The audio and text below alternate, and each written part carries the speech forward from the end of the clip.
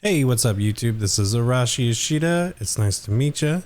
And today I'm actually going to be reacting to somebody that's been in my feed a couple times, but I've not actually had the luxury of seeing any of their content before. So this is actually a first time reacts to Jaiden animations, and I figured what better place to start with my first experience with her,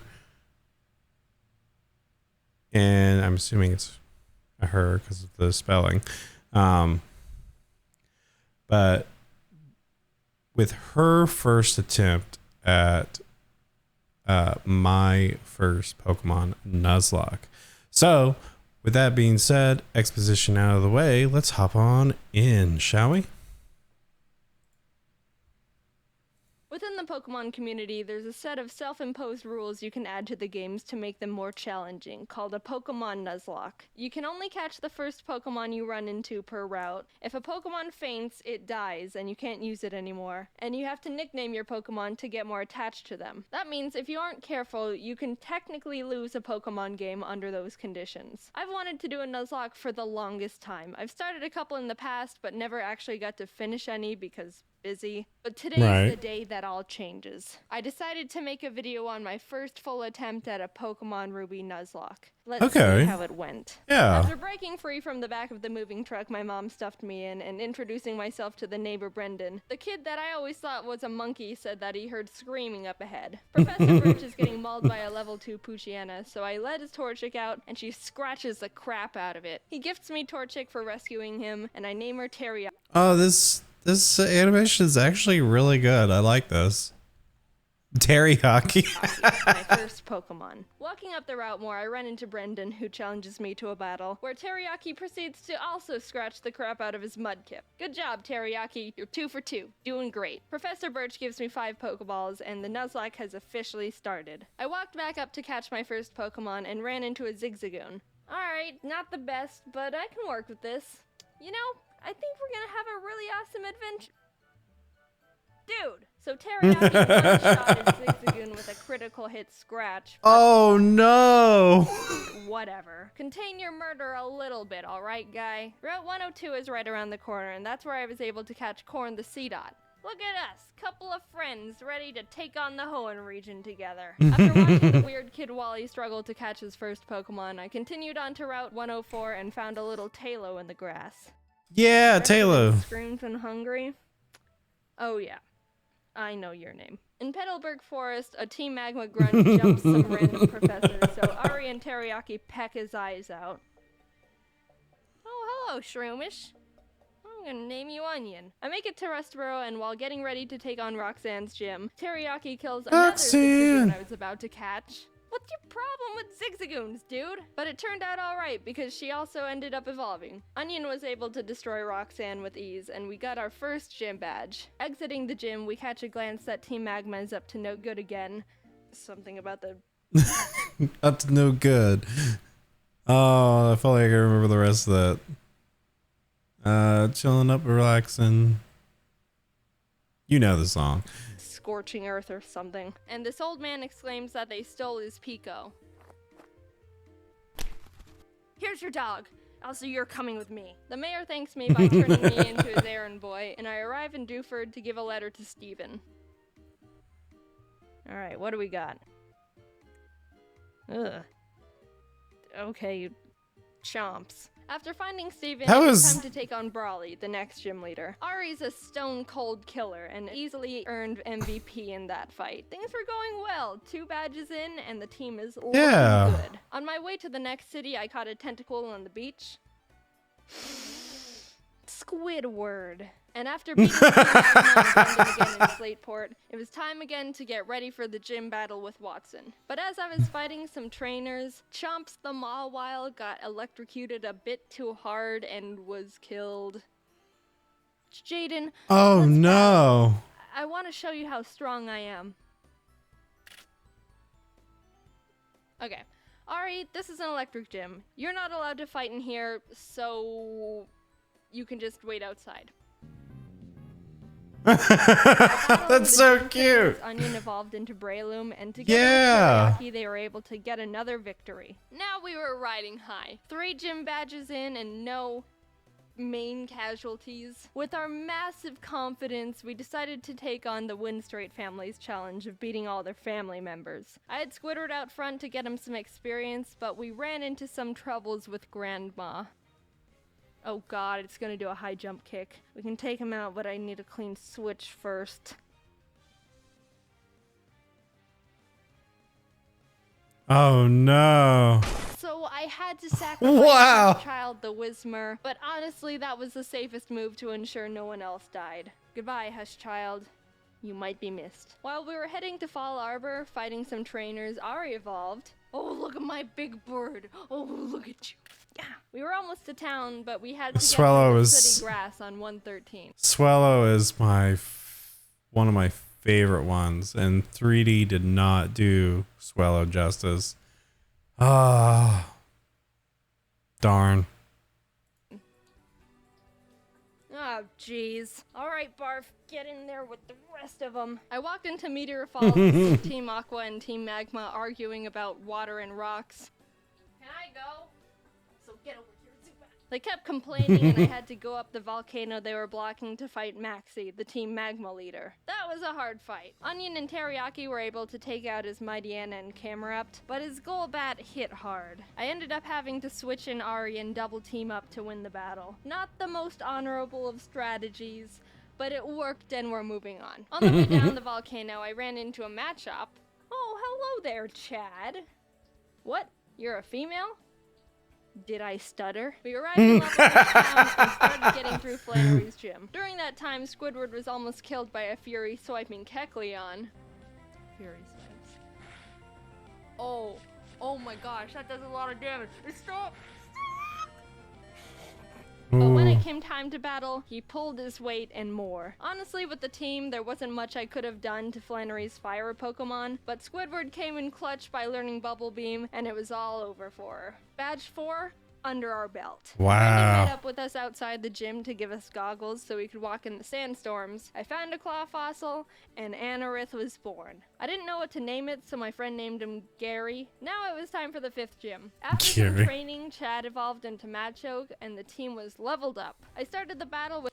Wow, she's like heavy fighting focus right now.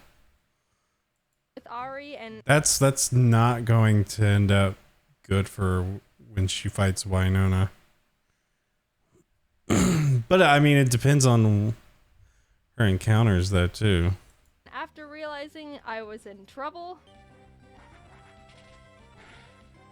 Yeah, that doesn't do a lot. I'm in danger. I managed to squeak by with more double teams. Ari was barely able to take out the first slacking, so when the second, stronger one came out, I knew I had to use a different strategy. I brought out Onion to leech seed it and try and get more chip damage in, which worked, but he was also killed by Slacking's Facade. Oh no! Chad was able to finish off the rest of the fight, but that was the first death that actually hurt. I'm not crying. Someone's just chopping onions in here. But with every down, oh no! Corn stepped up and was ready to fill Onion's spot. While passing through Mauville again, Watson asked us to help him turn off the city's... Okay, so yeah, then this ends up helping her out. ...generator, and while down there I found a Magnemite. Yep. That's probably the best encounter she could have got, too. Want to come with? Okay. We kept on our way catching Spurky the Electrike, and while fighting some trainers, Corn survived 2 very close calls. He took a Swords Dance boosted Fury Cutter by Ninjask, and a misclick from me which resulted in him tanking a wing attack from a Talo. No!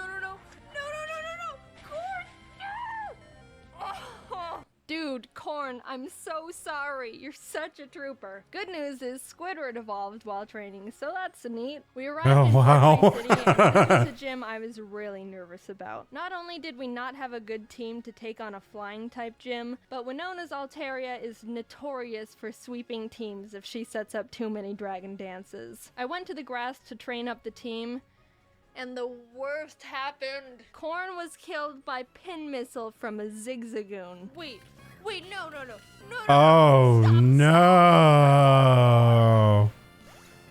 No. Zigzagoon learns pin missile?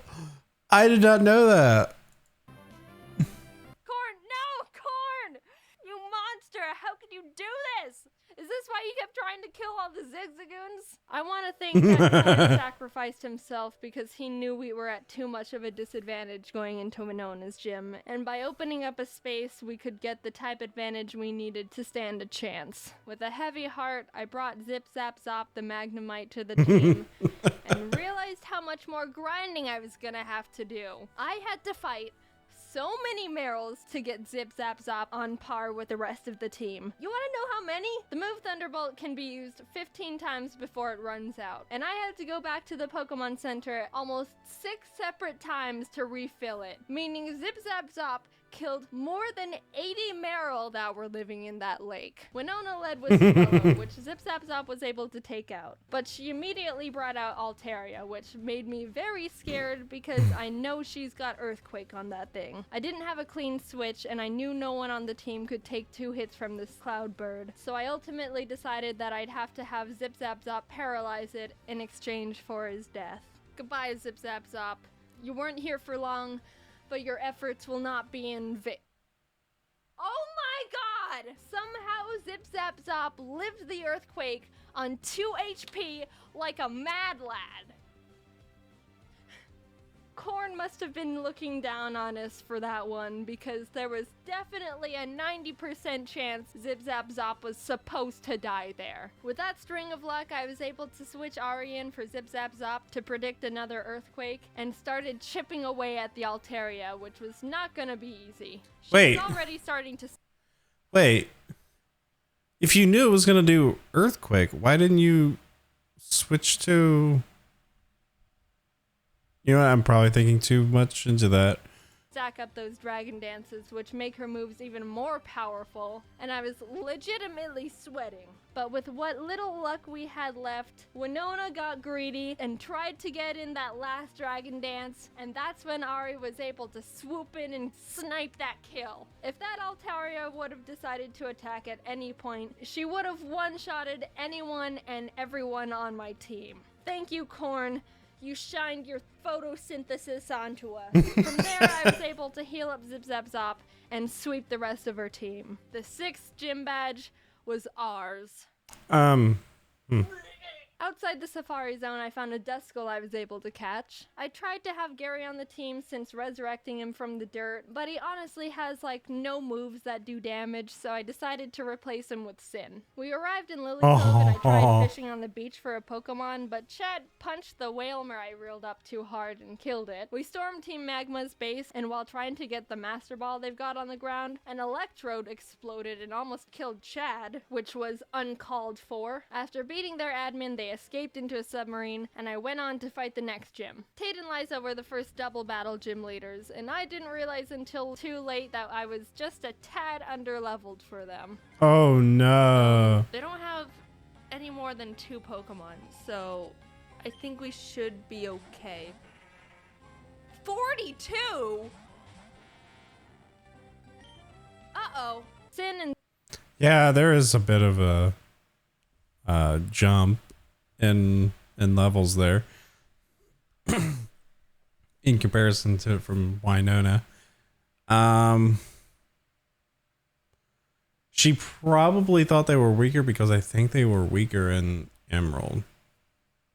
Zip Zap Zop made a good duo, being able to confuse and paralyze them, but Solrock managed to get off a Sunny Day powered flamethrower in Zip Zap Zop's face, which totally killed him. That really sucked. He put in so much work for the team and really carried us this far. The rest of this fight's for you, Zip Zap Zop. Squidward came out, and together with Sin, were able to finish off Yo, that's so cool. Gym badge.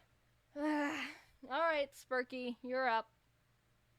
I I think I single-handedly wiped out the entire water Pokemon population between Zip Zap Zop and Spurky. I went to Shoal Cave and caught Blubby the Spheal, and went out to take on Maxie one last time. For some reason, I didn't learn my lesson when being underleveled for Tate and Liza, because I was even more underleveled for Maxie.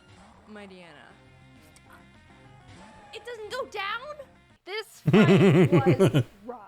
Chad was able to take out his Mightyena, but I resorted to Squidward when his Crobat came out, and luck wasn't on my side here, because Squidward was killed by a high roll wing attack. The way Oh, Pokemon no. works is there's a small range of damage an attack can do. It's not actually the same all the time, and it's kind of based on chance. So even though it looked like Squidward could have lived 2 wing attacks, Maxie was able to get a low roll on the first one and a high roll on the second, which was the death of Squidward. But it wasn't time to give up. We had to persevere for Squidward. Ari came in and took out the Crobat and lived on 1 HP when hit by Camerap's Rock Slide. It was a tough battle, but we squeaked by. Barely. After that fight, I needed to take a step back and seriously grind up the team again. Yeah, it's kind of baffling, because like, how do you not have your starter fully evolved by Winona? That's so weird to me. If we were just a bit more underleveled, we would have been murdered. Blubby joined the team and we got to work, eventually arriving in Sutopolis. Steven and the Sutopolis gym leader Wallace were there, saying Groudon was in the cave because someone used the wrong orb and pissed him off. So I went in there, walked up to Groudon, and Master Balled him immediately. There's no way I'm fighting Groudon. Now get in the box. While fighting Wallace, Sparky was able to take out his Love-Disc and Celio. Sin beat his Whiscash, and Chad finished off the Milotic. Chad, you The good? team was perfect. And after obtaining our final gym badge, I knew we were ready for the Elite Four. We got through Victory Road. Wally tried to fight us for the last time, but he just needs to stop. We exited the cave, and there it was. The final challenge. Here we go. Sydney was up first, and honestly, he wasn't a challenge at all. Chad and Teriyaki were able to take care of his team with ease. Phoebe wasn't difficult either, with Sin and Blubby being MVPs. Glacio was a bit tougher. Teriyaki was able to take out her Glalie, and Spurky could handle her Celios. Yeah. Walrein was the big problem. Walreins are thick, can tank a lot of hits, and can do a lot of damage. I would know, because I have one. I brought out Chad, and she was able to get in a good amount of damage, but she was ultimately killed by the Blizzard. Sin this could not try and animation. confuse it, but it broke through the confusion and landed a Sheer Cold. Sheer Cold is a one-hit KO move. It has a 30% chance of hitting the target and will fail if the target Pokemon's level is higher than the user's. But even under all those conditions, it hit. Wow. Two great team members. Down and out. Chad was with us for so long and pulled so much weight, and Sin got us through some really tough battles. Even with those losses, we were able to finish Glacia off and move on to the final Elite Four member, Drake. Drake's got a tough team, but we've got a Blubby, and she wanted revenge for her fallen comrades. She ice beamed every single one of Drake's Pokemon. Just a straight up massacre. And with that, it was on to the last battle. That's how it should be. Steven Stone. I was legitimately nervous. I led with Spurky to take out his Skarmory as quick as possible, and Blubby was able to take out his Claydol and Aggron, but then came his Metagross. This might be the end. Metagross is Steven's strongest Pokemon, so I needed to hinder it as much as I could before it started doing serious damage. I knew his Metagross had Earthquake, which would definitely take out most of my team, so I had to have Spurky Kamikaze to get a paralysis off. Blubby came out again, and after a lot of hard work, finally beat the Metagross by spamming Surf.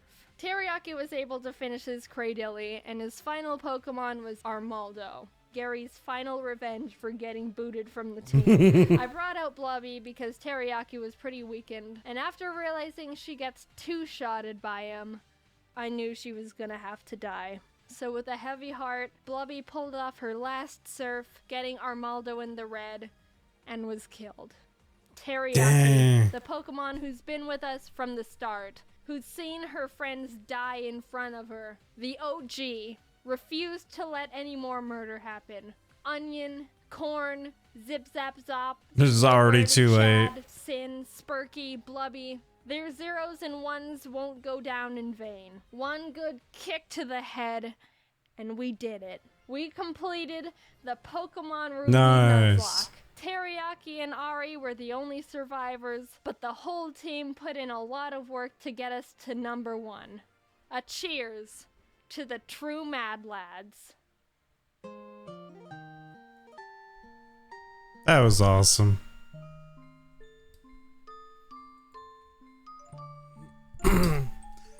I'm gonna have to like watch more of her stuff because that was actually really good.